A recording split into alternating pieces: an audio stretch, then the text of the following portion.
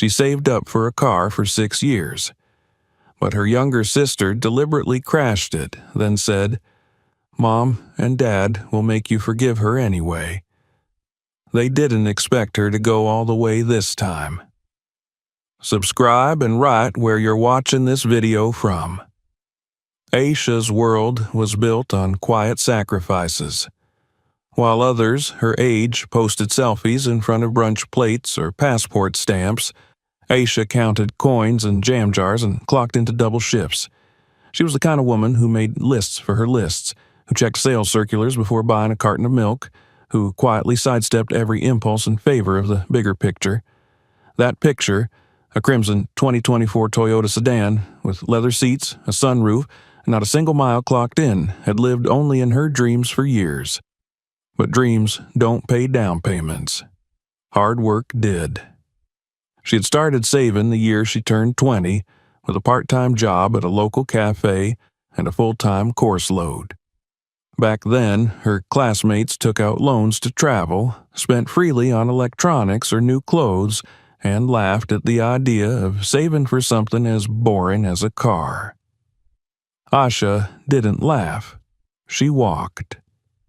She took the earliest buses and the longest routes to work and school, pouring every extra dollar, tip money, holiday bonuses, even birthday cash, into a growing, sacred fund she kept separate from everything else. Her friends drifted, her phone stayed outdated, but her vision never wavered. Now, at 27, she stood in the fluorescent-lit dealership, pen in hand, listening to the rhythmic tapping of keys as the final paperwork printed out. The salesman's voice faded into background noise as she reached out and touched the hood of the car. Her car. It was all hers. Every inch of the metallic red shimmer, every corner of the pristine black interior, every pixel of the dashboard display. None of it borrowed, none of it gifted, and certainly none of it stolen. She had earned this. She inhaled the scent of new leather and plastic, a scent more intoxicating than any perfume. When the salesman handed her the keys, she didn't squeal or jump. She simply smiled, quietly and fully, as if holding the sun in her hand. Pride settled in her chest like warm cement, heavy, solid, unshakable. She slid into the driver's seat and adjusted the mirrors like a ritual. The car started with a soft hum. As she pulled out of the lot, she resisted the urge to cry. It wasn't just a car. It was proof that she mattered, that her efforts meant something. The drive home was smooth, almost surreal. She avoided potholes with reverence, drove 5 miles under the limit, and parked at a careful angle in front of her parents' house, where she was still living while saving for her next goal, a place of her own. She sat in the car for a full minute before stepping out. The setting sun caught the shine of the hood, and for a moment, she imagined herself in a different life, one where she was celebrated for her achievements, one where the people she loved most truly saw her. Her mother opened the front door before she reached it, wiping her hands on a kitchen towel. "You're late," she said, peering at her with that familiar look, equal parts disapproval and distraction. Her father stood behind her, sipping tea from the same mug he'd used since Aisha was a child.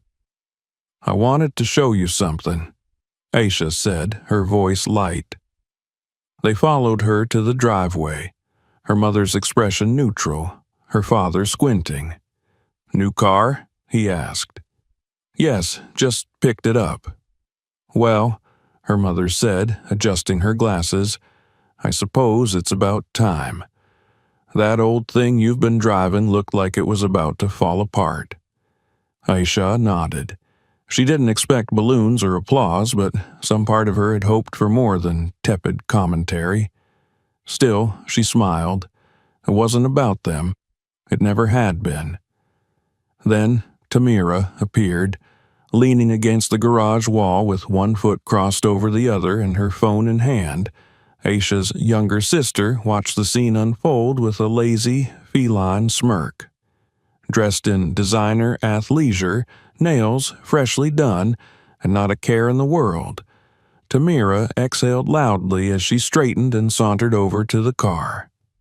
She didn't say anything right away, just circled the vehicle like a cat assessing territory. "Nice ride," she finally muttered, peeking through the driver's window.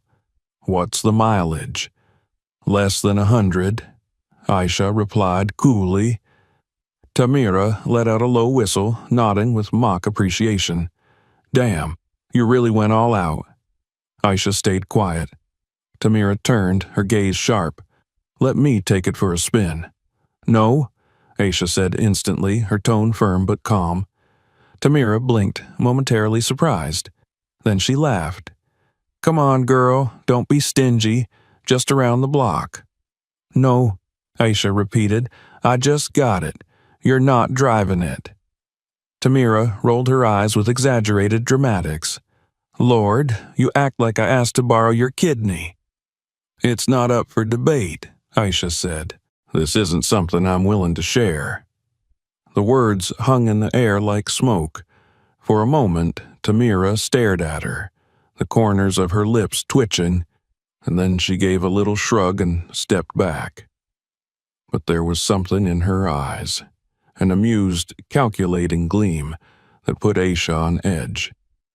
She knew that look. She'd seen it for years, usually moments before Tamira broke something and expected someone else to clean it up. Dinner that night passed with quiet tension. Their parents talked about their church fundraiser, about the weather, about nothing at all. Tamira didn't mention the car again, and Aisha didn't bring it up either. She kept the keys on her at all times and parked a little further down the block, away from temptation. She trusted no one. Still, unease lingered. The following days passed in a blur of errands and work, but the glow of ownership remained. Even the exhaustion from her 2 jobs felt lighter now.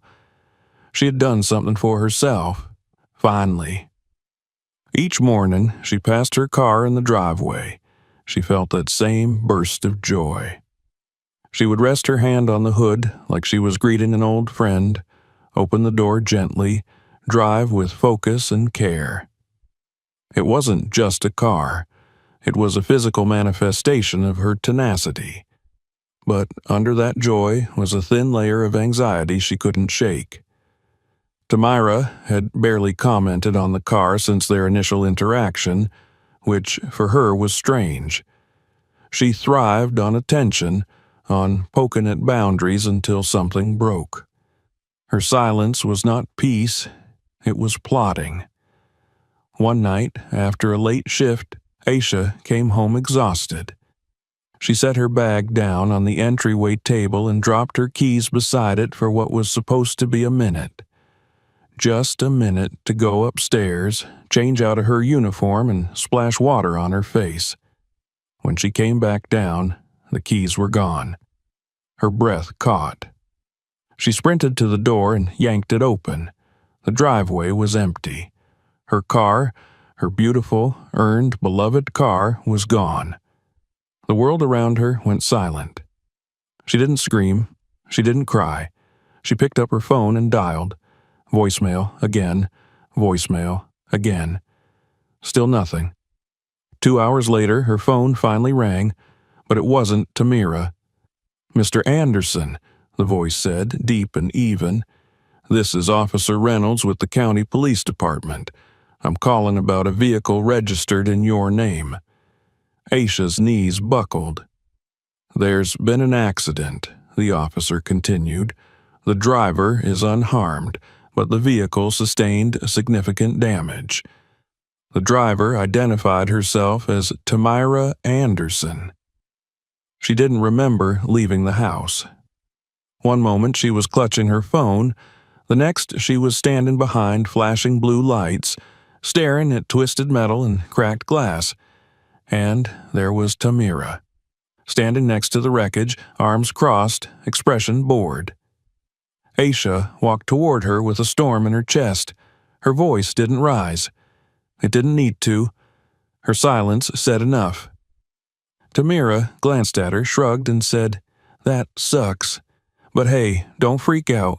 Mom and Dad'll make you forgive me." Aisha's world tilted, not because of the car, but because of the smirk on her sister's face, the audacity, the ease, the certainty that she'd face no real consequences. In that moment, something ancient cracked inside Aisha, something that had been stretched too thin for too long. She didn't speak. Not then. Not in the car on the way back. Not even when her mother opened the front door with a tired sigh and said, "We need to talk about all this anger, Aisha." Aisha simply nodded and began planning. This time there would be no forgiveness, only consequences. The following morning, Aisha sat on the edge of her bed, staring at the floor with a blank expression. The sunlight bled through the half-drawn blinds, illuminating dust particles in the air, but she felt none of its warmth. Sleep had visited her only in fragments, short, agitated bursts interrupted by the crashing image of twisted metal and the echo of Tamira's flippant voice. "That sucks. Don't freak out. Mom and Dad'll make you forgive me." Aisha's heart had pounded against her ribs all night, not just from the pain of what had been done, but from what it represented. It wasn't only about the car. It was about years of quietly being pushed aside, expected to understand, to endure, to forgive, to be the mature one. It was about watching her sister float through life on cushions Aisha had never been offered.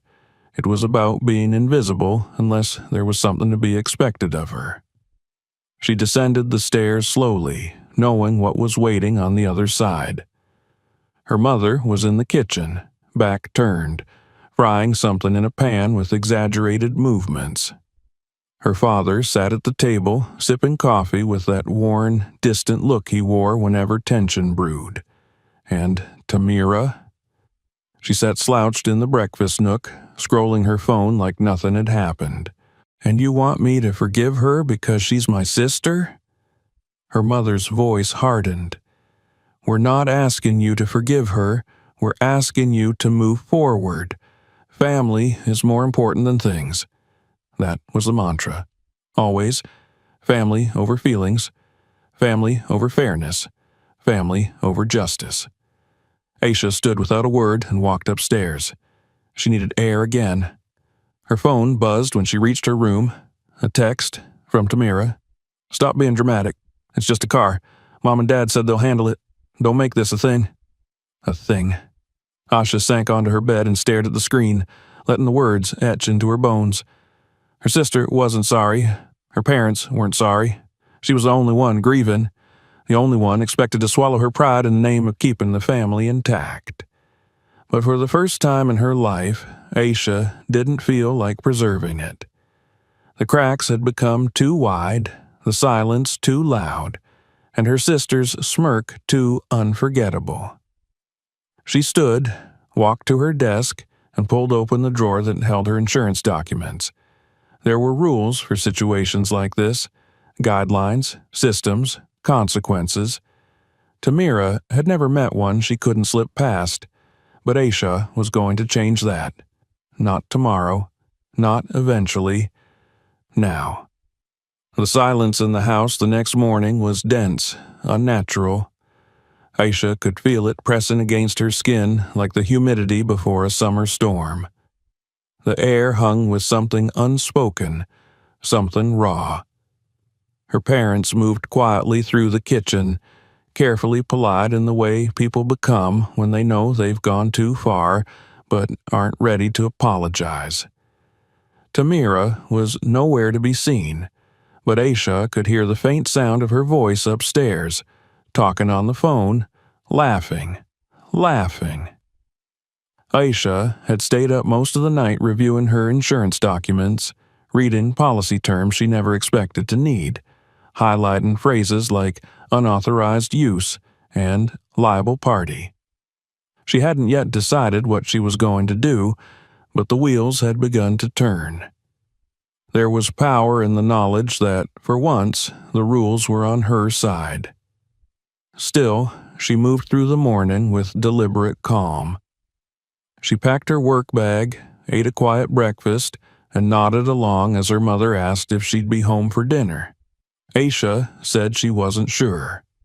Her father tried to lighten the mood with a comment about the weather, but she offered only a thin smile before walking out the front door. Her shift at the clinic was a blur. Charts, phone calls, patients. Everyone and everything wanted something from her. But her thoughts kept circling the same drain. Tamira didn't regret what she'd done. She wasn't sorry, and she never would be, unless she was made to be. When Aisha got home that evening, her car's absence in the driveway still felt like a fresh wound. She had parked her replacement, the battered old Toyota she used in college, further down the block. It wasn't out of paranoia, not entirely. It was distance, emotional and physical.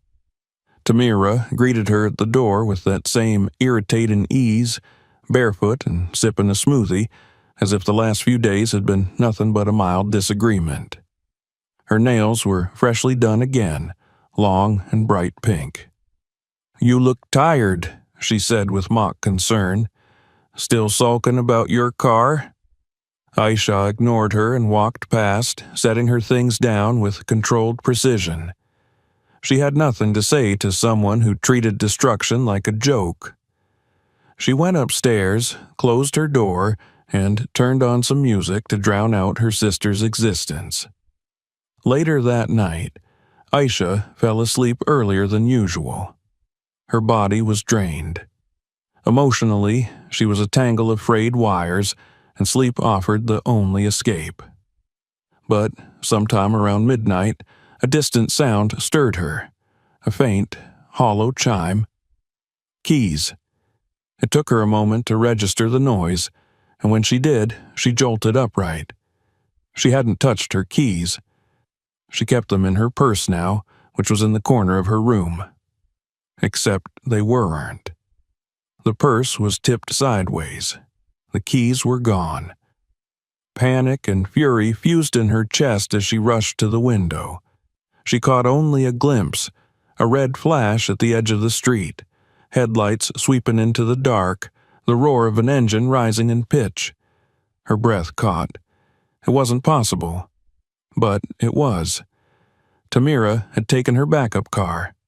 The realization knocked the breath out of her. This wasn't miscommunication or an accident. It was theft. Deliberate, willful, cold.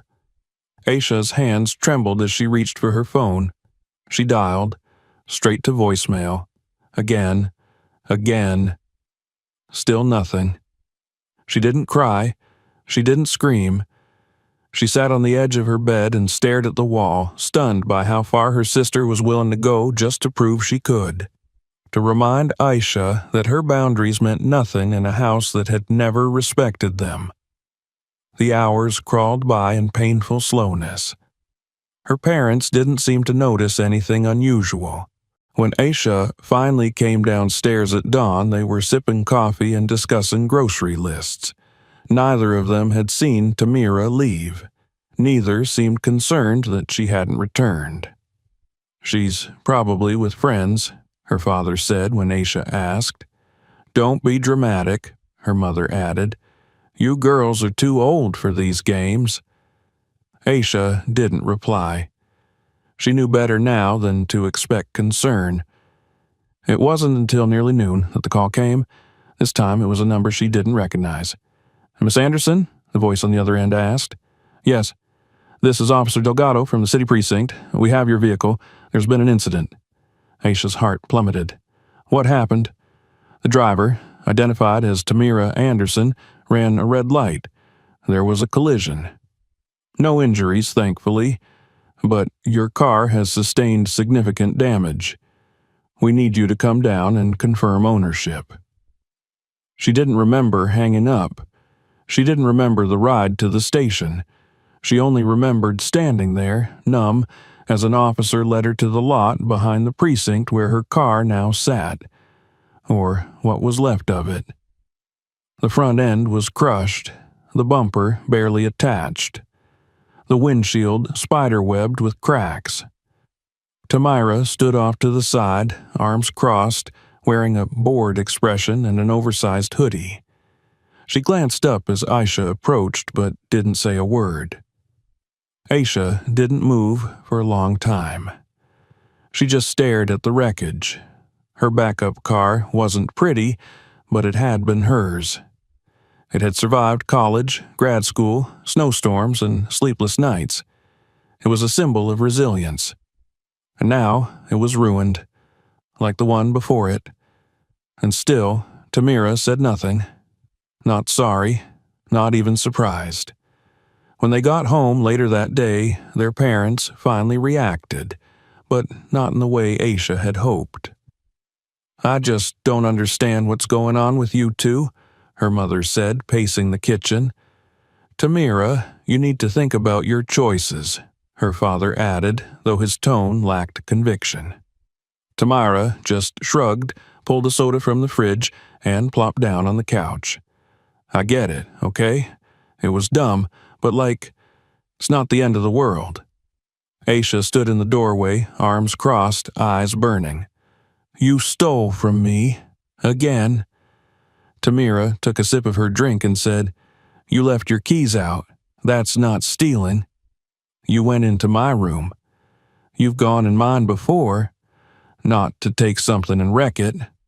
"You're so dramatic," Tamira muttered, tossing her head back. Aisha turned to her parents. "And you're just going to let this happen again?" Her mother held up a hand. "We're tired, Aisha. We're not picking sides." Aisha laughed, low, bitter, humorless. "You picked sides years ago."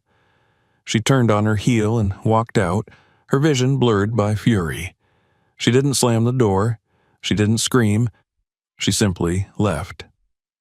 That evening, Aisha sat at a cafe downtown, staring at her insurance claim on the screen. The cursor blinked expectantly.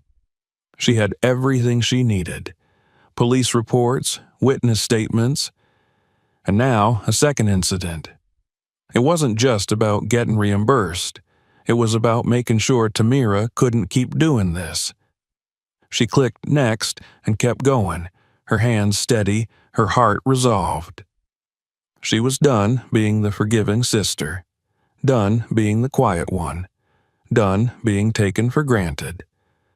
The storm had begun, and this time Tamira was going to feel every drop. Aisha's fingers hovered over the keyboard, the glow of her laptop screen illuminating her face in the dim light of her bedroom. The cursor blinked steadily, waiting, urging, daring her to press forward. The insurance portal was open to the final page. Submit claim. Her claim had been filled in meticulously, backed by supporting documents, police reports, photographs, and 2 separate incident numbers, all pointing to one conclusion: unauthorized use.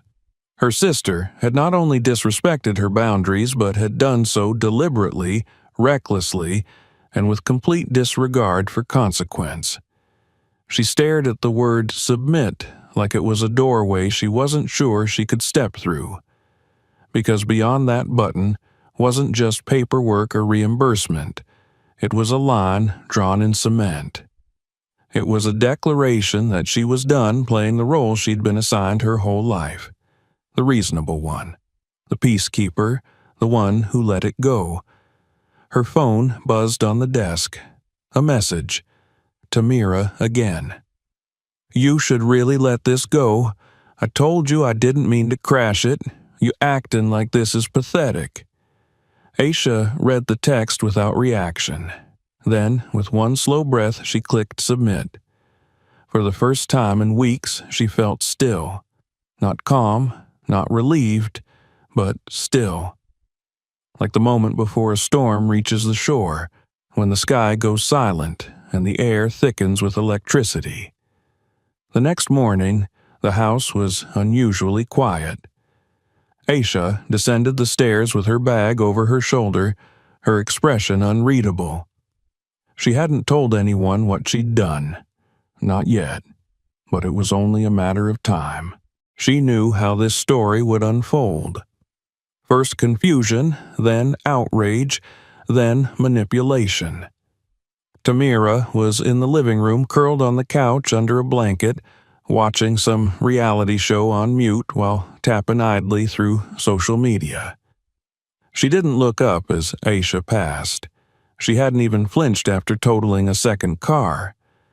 The arrogance of it pulsed like a second heartbeat. Their mother was at the kitchen table with a steaming mug of tea, her eyes scanning a newspaper she pretended to read. Her father stood at the counter, slicing fruit with slow precision, as though the blade might distract him from the tension thickening in the air. Aisha poured herself coffee and sat. She didn't speak, didn't offer updates, didn't ask how anyone slept. She just sipped her coffee while waiting for the dominoes to start falling. And they did. At precisely 4:47 p.m., her phone rang. Not the usual ringtone.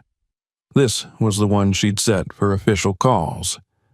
Her insurance agent's voice was crisp, polite, businesslike. He confirmed receipt of the claim and informed her that based on the documentation she provided, full liability for both accidents would be transferred to the driver of the vehicle, Tamira Anderson. All damages would be charged under her name. Because the vehicles were not reported stolen but had been used without consent, the situation met the criteria for unauthorized operation, not grand theft, and thus remained a civil liability. Aisha thanked him and ended the call. By the time dinner was ready, she had already printed the finalized documents.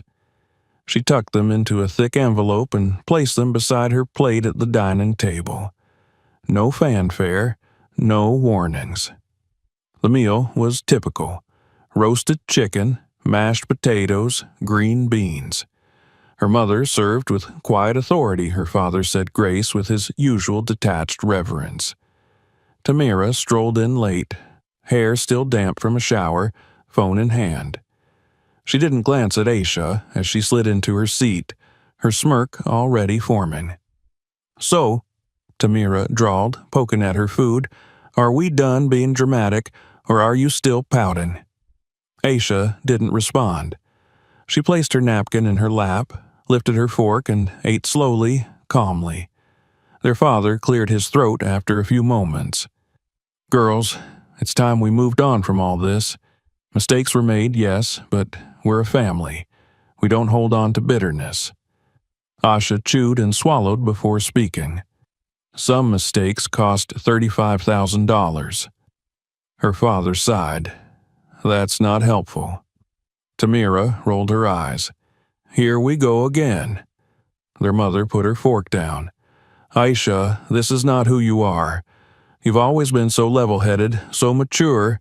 This anger isn't like you." Aisha reached for the envelope, lifted it, and set it gently in front of Tamira's plate. "What's that?" her sister asked, barely looking up. "Read it," Aisha said. Tamira scoffed but took the envelope anyway. She tore it open lazily, still chewing, and unfolded the first page. As her eyes scanned the document, her chewing slowed. Her smirk began to falter. The silence around the table grew colder. Her fingers gripped the edges of the papers tighter as she flipped through them. Her mouth opened, then closed again. Her eyes widened slightly, just enough for Aisha to notice.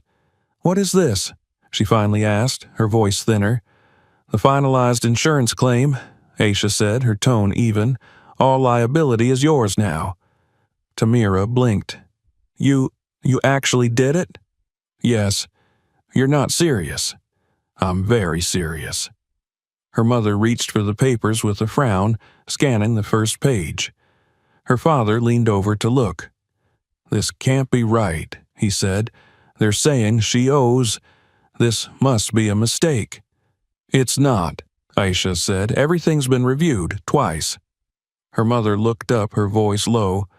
Aisha, this isn't right. This is your sister. No, Aisha replied. This is the woman who stole from me twice and never once said sorry. This is the woman you raised to believe consequences don't apply to her. Tamira stood abruptly, the chair scraping loudly against the floor. Her face was red now, her jaw tight. This is insane, she hissed. You're ruining my life over a damn car? No, Asha said calmly. I'm finally protecting mine. Her father stood too, hands flat on the table. Asha, this will follow her for years.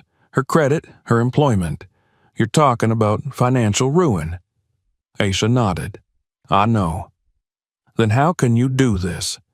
Because, for once, Aisha said, standing slowly, I'm choosing myself.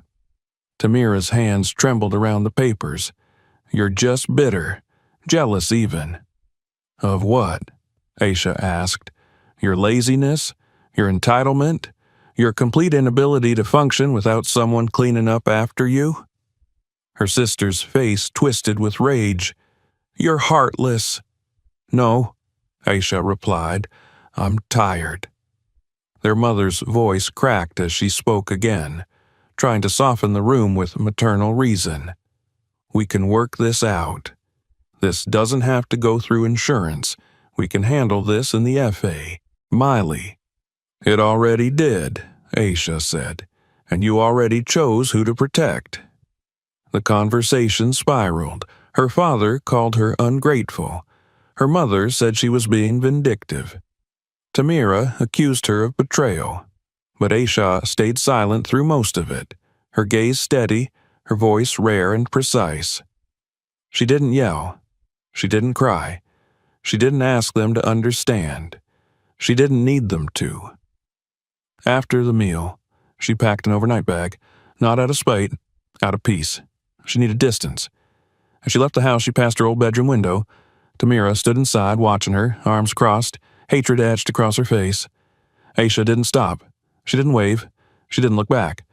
The road ahead wasn't lit with resolution, but it was hers. And for the first time, that was enough.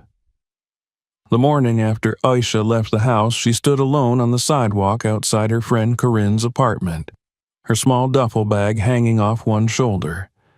She hadn't told anyone she was coming, not even Corinne, but the soft knock she gave on the door was answered within minutes. Corinne blinked at her in a bathrobe, her hair pulled into a lazy bun, a coffee mug in one hand. Aisha? She asked, her voice still hoarse with sleep.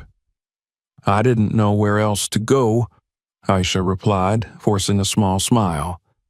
Corinne stepped aside without a word and let her in. That was the kind of friendship they had. No questions, no explanations needed. Just presence. Aisha stayed in Corinne's spare room for 3 days. She didn't cry. She didn't rant. She simply existed in the quiet, answering work emails and going through the motions of her job. But inside, she was sharpening something. The silence wasn't numbness.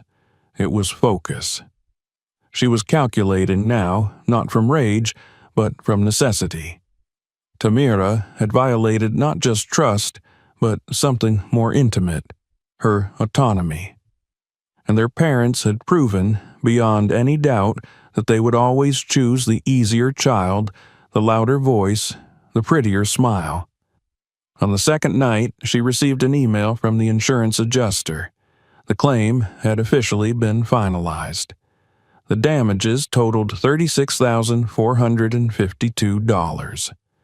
The payment responsibility had been transferred fully. There would be no impact to Aisha's credit, no financial burden. It was done. She read the number 3 times, let it sit in her mind like a stone at the bottom of a well. Then she closed her laptop and went to sleep, the corners of her lips twitching at the edge of something unfamiliar. Not joy, not satisfaction, something colder, something earned. It didn't take long for the message to reach her family. By the fourth day, her phone began buzzing constantly. Missed calls from her father, texts from her mother, one-word messages from Tamira that ranged from seriously to you better fix this. Aisha ignored them all. Then came the voicemail, one from her father that she listened to out of morbid curiosity. His voice was steady, but she could hear the strain behind it.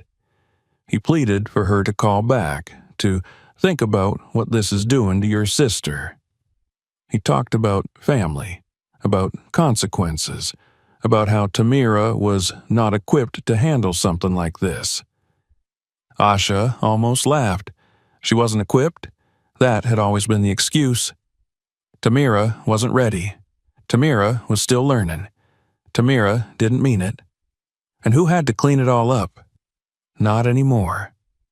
By the fifth day, Tamira showed up in person. It was early afternoon and Asha had just returned from the grocery store. Corinne was still at work. She was juggling bags in both arms when she heard the loud knocking. Sharp, urgent. She froze for a moment, then walked cautiously to the door. Through the peephole, she saw her sister, arms crossed, chin high, eyes wild with indignation. She opened the door slowly, letting it creak on its hinges, and stood in the doorway without a greeting. "You need to fix this," Tamira said immediately, her tone clipped and full of venom. "I just got off the phone with my bank. My credit score dropped 50 points overnight. 50. Aisha leaned her shoulder against the doorframe. That tends to happen when you cause $36,000 in damages. Tamira stepped forward, but Aisha didn't move. She wasn't letting her inside. "Are you seriously okay with ruining my life over a stupid car?" Aisha tilted her head. "You mean the one you wrecked? Twice? It wasn't on purpose. The first time, maybe not. The second time, you went into my room. You took my keys. You deliberately ignored everything I said. It was a mistake." "No," Aisha said. "It was a decision." Tamira's hands clenched at her sides, her breath coming faster. "You don't get it. This could cost me my job. I had a promotion on the line, Aisha, a real one. They're reconsidering it now because of my financial record. Do you know how humiliating that is?" "I imagine it's less humiliating than standing in front of your totaled car while your sister smirks at you," Aisha said evenly. "You seemed fine with that." Tamira's voice cracked. "I was scared, okay? I didn't know how to tell you. I thought you'd calm down. I thought—" "You thought Mom and Dad would protect you again, and they tried, but they couldn't this time." Tamira stared at her, eyes burning with something ugly. "You really hate me that much?" Aisha shook her head slowly. "No. I just finally loved myself enough to stop letting you walk all over me." For the first time, Tamira was silent. Not defeated, not apologetic, but silent. Aisha watched as her sister's mask cracked, not with guilt, but with fear. The real kind. The kind that comes when someone who's never been told no finally hears it. "I can't pay it," Tamira whispered, her voice almost childlike. "What am I supposed to do?" "Figure it out," Aisha said. She closed the door. Behind it, she exhaled. She hadn't known if she could do that, but now she had. She could hear Tamira standing on the porch for several seconds, then the sound of footsteps descending the stairs and fading away. That night, Corinne came home to find Aisha curled on the couch, watching a cooking show with the volume low. She plopped beside her and opened a beer, handing Aisha one without asking. "I saw your sister storming off when I pulled up. What happened?" Asha sipped her drink. "She's learning what accountability feels like. Must be a shock." "It is, for everyone." The next morning, Asha got a call from her old boss at the clinic. A better position had opened at their uptown branch. More hours, better pay, more flexibility. They wanted her to consider transferring. She said yes without hesitation. Later that afternoon, she packed her things at Corinne's and returned home, not out of forgiveness, but closure. She walked through the front door to find her mother and father sitting in the living room. Her mother stood as soon as she saw her. "Aisha, please." "No," Aisha said, dropping her bag by the stairs. "We're not having that conversation again. It's over." Her father rose. "We can help cover it. Just tell the insurance." "I won't lie for her," Aisha said, her voice like stone. "She did this, not me, and I'm done protecting people who don't protect me." Her mother's eyes welled with tears. "But we're family." "Exactly," Aisha said, "and for once the family's going to learn what that actually means." She walked past them up the stairs into her room. It felt different now, smaller, tighter, but hers. She closed the door behind her and sat at her desk, opening her laptop again. Her new job paperwork waited in her inbox. As she began typing, her phone buzzed. A new text from Tamira. "You'll regret this." She stared at the screen for a full minute, then deleted the message and blocked the number. Regret was a luxury she no longer entertained, not when clarity had finally arrived. The days that followed unfolded like a slow, inevitable landslide. It didn't happen all at once. There was no explosion, no violent collapse. Just a quiet shift, piece by piece, as Tamira's carefully cushioned world began to erode. And Aisha, for the first time in her life, didn't lift a finger to stop it. The first ripple came on a Tuesday morning, just after dawn. Aisha was sitting on the front porch with a mug of tea in her hands, enjoying the silence before the neighborhood stirred. She had never been a morning person until recently, but now she found solace in the early hour, before anyone could reach her, before phones started ringing and doors started slamming. She sipped slowly, the steam curling around her face as she watched the sun climb.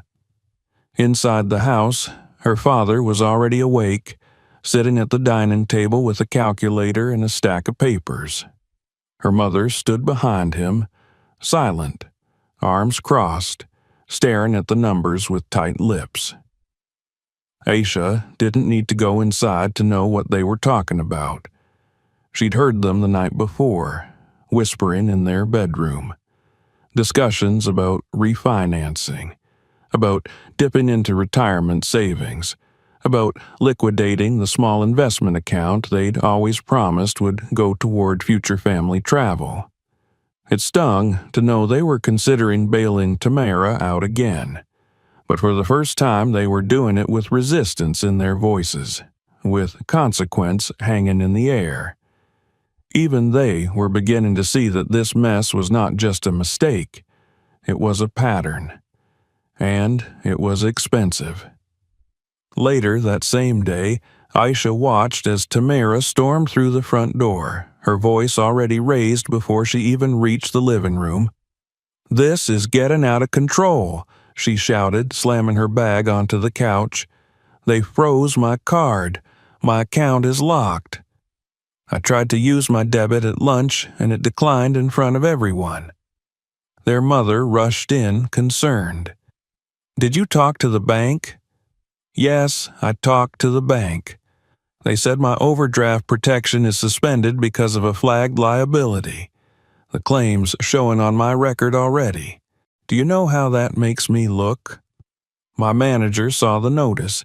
She pulled me aside and asked if I was in financial trouble. "Financial trouble? Do you know how humiliating that is?" Her voice cracked at the last sentence, and for a moment Aisha almost saw the child in her, panicked, confused, desperately trying to maintain control of a situation that was rapidly slipping through her fingers. But then the mask returned and the rage followed. She turned to Aisha, who had just entered the room silently, arms folded, their eyes locked. "This is your fault," Tamira hissed. "You did this. You wanted to see me suffer." "I wanted to see you learn," Aisha replied coolly. "There's a difference." "You're so smug," Tamira snapped. "You think this makes you better than me?" "No," Aisha said, her voice firm, "but it makes me free." Their parents stood frozen, caught in the middle, too afraid to interfere, too complicit to escape it. For days after that, Tamira's unraveling continued. Aisha witnessed it not with satisfaction, but with sobering clarity. It began with the credit agencies calling the house. Then came the panicked letters from her bank. She had stopped opening them after the third envelope, stuffing them into drawers like that would make them disappear. Then her job started to change. Subtle at first, fewer responsibilities, emails that used to come directly to her, now looping in others. Then came the meeting with HR. Aisha didn't hear the details, but she knew something was said. Tamira returned home that night with red-rimmed eyes and trembling hands. She didn't speak. She went straight to her room and closed the door. That weekend, Aisha was in the kitchen when she overheard Tamira's voice through the wall. It was muffled, but angry, escalating. "I don't have that kind of money, Marcus. I told you already. I didn't lie to you, I just didn't think it would matter. It's not like I'm getting sued. It's just insurance. Yes, I know, but no, don't hang up. Marcus. Marcus!" A door slammed moments later, followed by silence. Aisha didn't move. She had always known Tamira's relationships were shallow, transactional, but watching them fracture under pressure was another matter entirely. This wasn't a social bump. This was a reckoning. People who had once found her charm irresistible were beginning to see what Aisha had known for years. Charm fades when the bill arrives. On Sunday, their parents held a meeting at the kitchen table. Not formally, but the kind where they both sat down at once, weary and rigid, inviting Aisha and Tamira to join with their eyes alone. "We need to talk," their mother said. Tamira sat with her arms crossed, her expression pinched and hostile. Their father cleared his throat, glancing at Aisha, then back at the paper in front of him. "We can't pay this off for you, Tamira, not entirely." "What?" Tamira snapped. "Are you serious?"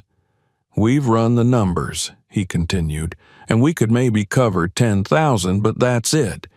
We'd have to dip into retirement savings just to do that." "You said you would help me," Tamira said, her voice rising. "We said we would try," their mother corrected. "But you have to understand, this isn't just your mess, it's ours too. We've spent years cushioning you from the world, and we can't keep doing it." Aisha didn't speak. She just watched. For the first time, her parents were confronting the cost of their protection, not just financially, emotionally. Tamira's behavior had always been their blind spot, their burden to deflect. But now the weight was too heavy to shift without breaking something. "You should be blaming her," Tamira said suddenly, pointing across the table. "She could have stopped this. She did it to punish me." "I did it," Aisha said evenly, "because you never once apologized. Not for the car, not for stealing, not for laughing in my face. You acted like it was nothing." Tamira stared at her, something sharp and dangerous in her eyes. "You don't know what it's like to be me. You've always been the quiet one, the favorite." Aisha laughed, softly, bitterly. "The favorite? Really? That's what you believe?" "You're the one they brag about," Tamira said, her voice trembling. "The hard-working one, the example. I've spent my whole life trying to live up to that." "You've spent your life avoiding responsibility," Aisha said, "and now that it's caught up to you, you're looking for someone else to carry it. But not this time. Their mother closed her eyes, her face drawn with grief. Enough, both of you. But the words felt hollow. There was no fixing this, no simple reset. What had broken between them was deeper than a car, deeper than insurance. It was the realization that love without accountability was just indulgence. And indulgence, like credit, always came with interest. That night, Tamira didn't come home.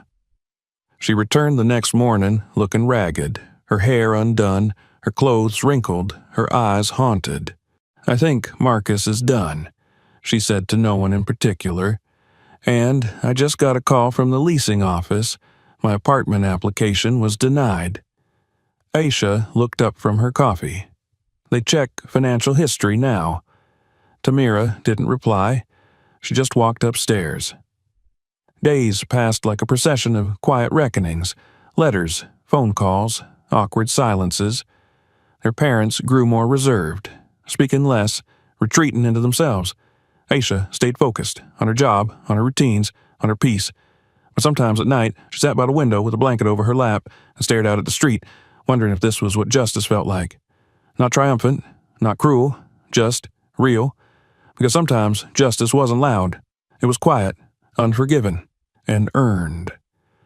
The days following Tamira's unraveling became quieter, not in the peaceful way Asha had always longed for, but in the way silence settles in a room where something important has died. There were no more slammed doors, no high-pitched demands from the kitchen, no desperate calls from their parents echoing through the house. The drama had burned through its loudest phase, leaving behind the ash of what once was a carefully maintained illusion, that this family had balance, that there was equality between sisters, that love was given freely and fairly. Now that illusion was shattered. Aisha moved through the house like someone visiting a museum of memories.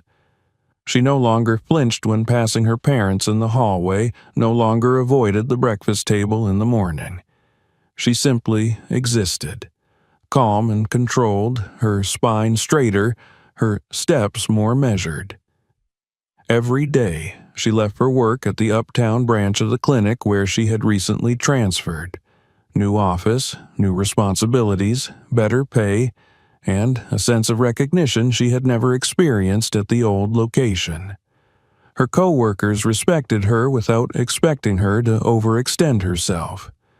Her supervisor consulted her on schedules, asked for her opinion during meetings. She was no longer the background figure keeping things afloat. She was seen. That first paycheck after the transfer felt like more than just income. It was validation. One Saturday morning, Aisha sat at the small desk in her bedroom, organizing bills and updating her budget spreadsheet. The numbers felt less suffocating now, the pressure less crushing. Even with 2 destroyed cars behind her, her finances had survived intact. She could start saving again. Not just for another vehicle, though that would come, but for her own place, a space without inherited silence, without obligation. She heard footsteps outside her door and paused, waiting to see if they would pass, but instead a knock. Soft, hesitant. It was her father. He stood in the doorway, not stepping inside, not with the authority he once carried. His shoulders were slightly hunched, his eyes tired. "Do you have a moment?" Aisha nodded. He entered slowly and sat in the chair across from her desk. For a long time, he said nothing. Then, finally, he exhaled, "I owe you an apology." She blinked, unsure whether she'd heard him correctly.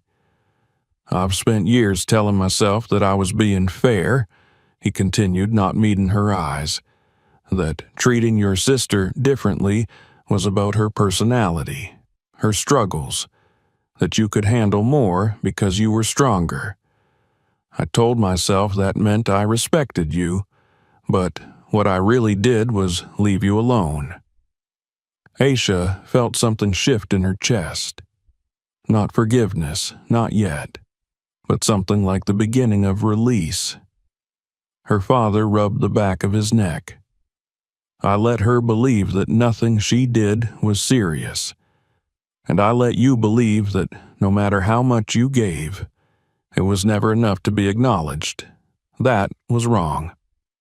Aisha folded her hands on the desk. "Why now?" He looked up at her finally. "Because I saw her face the night she realized no one could protect her anymore. And I realized that you've been standing on your own this whole time, and we never once thanked you for it." Aisha didn't speak. She couldn't trust her voice just yet.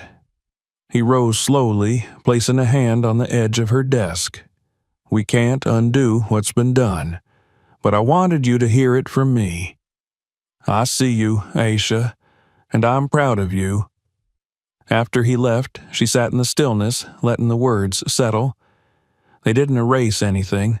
They didn't rebuild what had been damaged, but they mattered. That evening, Aisha went for a walk. The air was warm, heavy with the scent of summer flowers blooming along the sidewalks. She walked without direction, letting her feet decide the route, the sound of her breath syncing with the rhythm of her steps.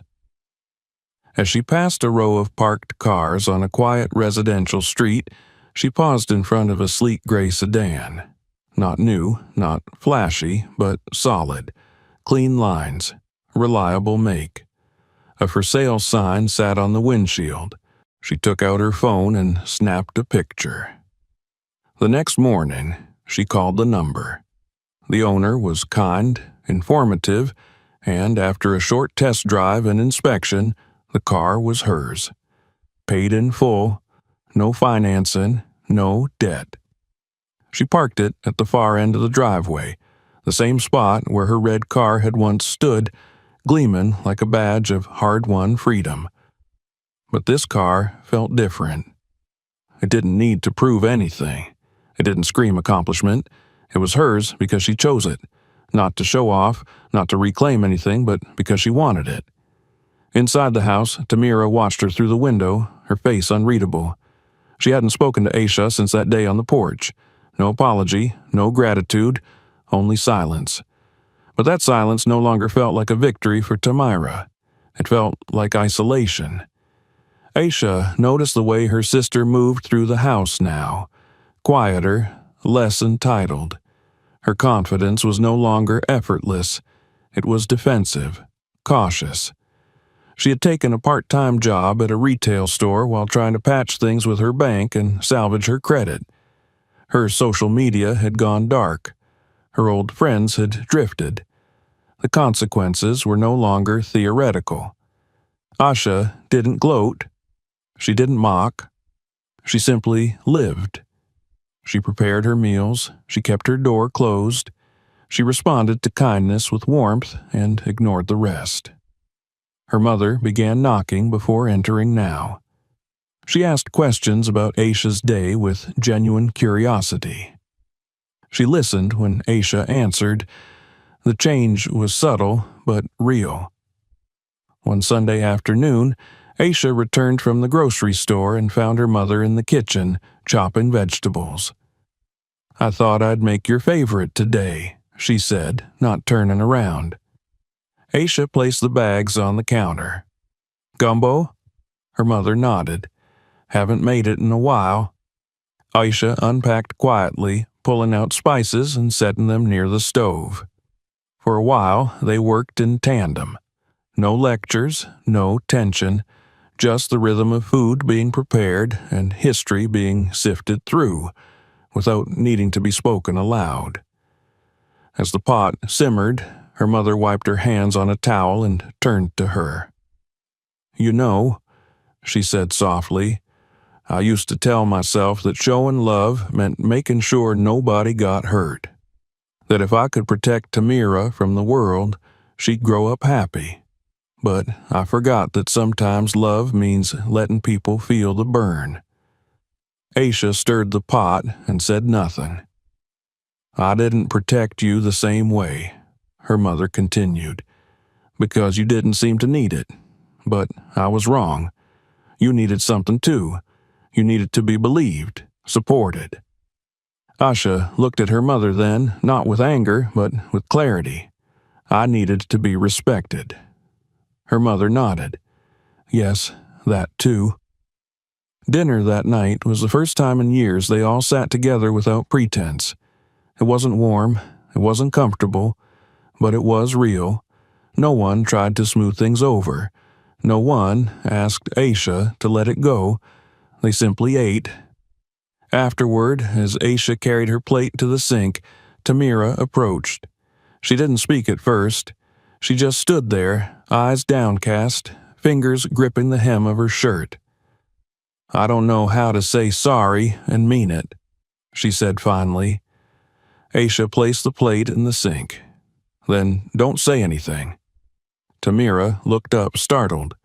"Not yet," Asha added. "You'll know when the time's right." Tamira nodded. It wasn't closure, but it was the beginning of a different kind of truth. Later that night, Aisha lay in bed, staring at the ceiling. The house was quiet again, but no longer with the suffocating hush of avoidance. It was the quiet that follows reckoning. She closed her eyes, her breath steady. For the first time, the weight she had carried for years, of being overlooked, overburdened, underestimated, began to lift. She didn't need anyone to validate her choices. She had chosen herself. And in doing so, she had finally stepped into the life she had built, not just with hard work, but with courage. The kind of life where peace wasn't a reward given by others, but a boundary she made and kept for herself. A new path. And she was walking it alone, but no longer lonely. If you enjoyed this story, make sure to subscribe so you don't miss what's coming next. Check out the other videos on the channel for more powerful stories like this one. And if this one moved you, share it with someone who needs to hear it.